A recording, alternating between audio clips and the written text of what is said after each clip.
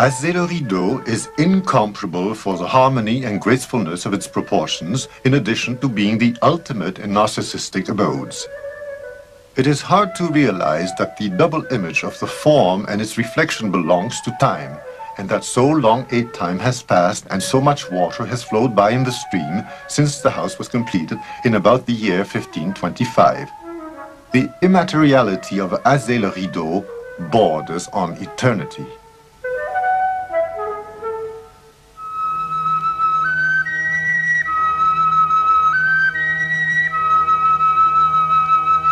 The amazing Chateau of Chenonceau is another house on a river, the Cher, which serves as the setting for a jewel. Chenonceau is truly a chateau of women. Over a span of 4 centuries, exactly 6 women acted, each in her turn, as its project supervisors, from the time of its construction to that of its renovation.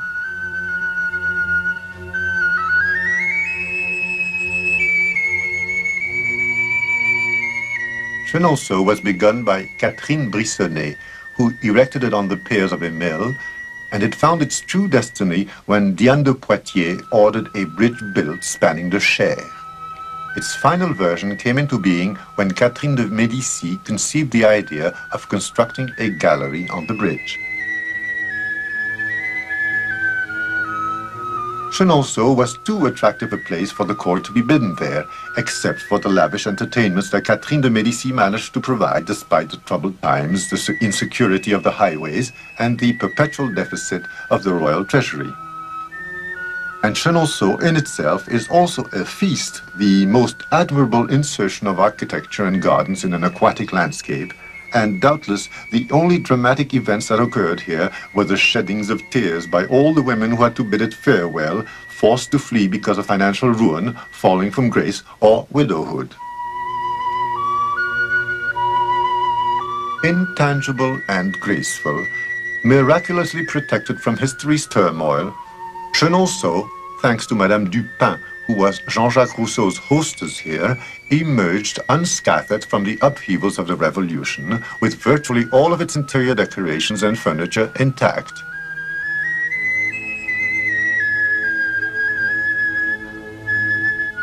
Thus, this fragile house on the river, impassive and aloof, allows time and events to glide by with the same utter tranquility as the Cher River that flows beneath its arches.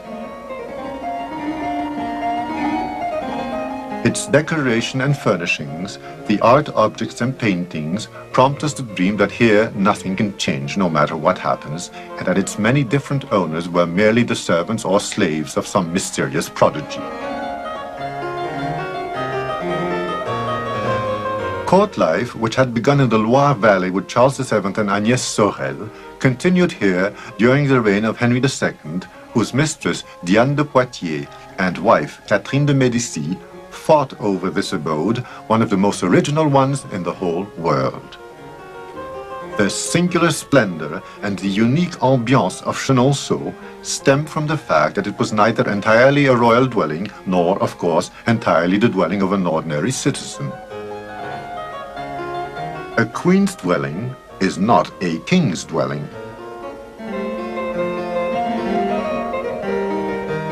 In a queen's dwelling, luxury develops with more grace and less pomp and display, and the decoration here is less designed to dazzle the beholder than to make him linger.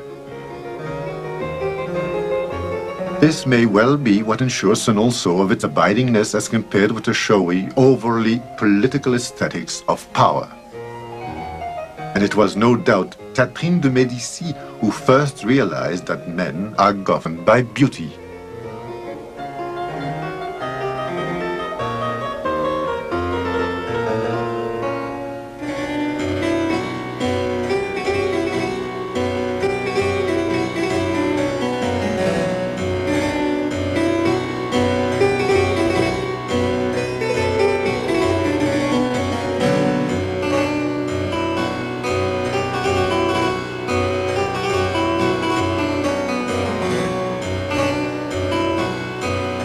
Five queens of France, fleeting shadows, some of whom we know only through their portraits, have lent their names to this formal bedchamber.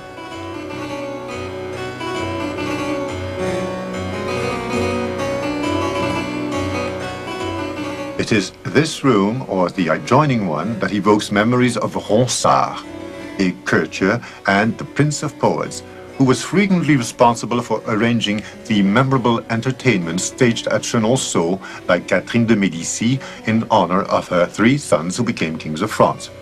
No matter.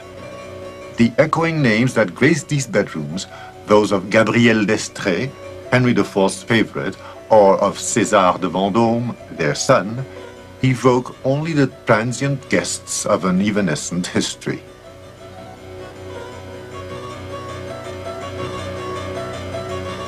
Should we admit that this marvel is unfinished? This gallery was designed to span the river in order to lead to another building that would have been symmetrical to the one on the opposite bank of the Cher. The Philibert de Lorme gallery, with the idea of 2 buildings joined at an angle by a wing, heralded the pure, regular outlines of the classical style. Of this style, one of the most perfect examples is the Chateau of Cheverny, which dates from the early 17th century. Hureau de Cheverny was the son of one of Henry IV's chancellors. He was exiled to his home territory, which has just been made into an earldom, and he caused this chateau to be built in a single undertaking, no doubt to help himself forget about his fall from grace. Indeed, the luxuriousness of his noble residence expressed sheer nostalgia. It is a kingly dwelling without a king. The Countess of Cheverny, in a portrait by Mignard, casts an Olympian gaze on the impeccable setting that she has been protecting for 3 centuries. The interior of the chateau is in every respect the most outstanding and most perfect example of the Louis XIII style existing in France. It forms, at the end of our itinerary, the end of a certain evolution in the art of living. The majestic equilibrium of the decoration testifies to a hitherto unknown degree of comfort, and the leatherwork, woodwork, fabrics and painted panels add warmth to the lines of a style whose fullest flowering would not come about until Versailles. It is hard to say whether all these sumptuous details were a species of consolation for the Count of Cheverny's fall from grace, but the dining room decoration is a tribute to a secret dream life, with scenes from Don Quixote done by Jean Monnier, one of the painters of Beauregard, and with a superabundance of heraldic bearings which make Cheverny seem somehow chimerical.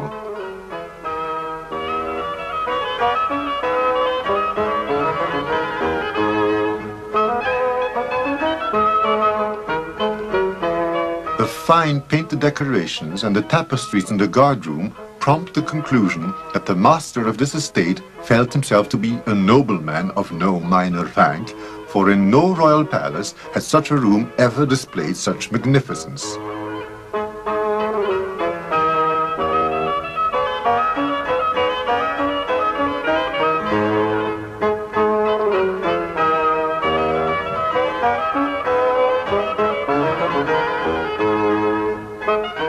Here, in the inevitable royal bedroom, the luxury is sheerly prodigious.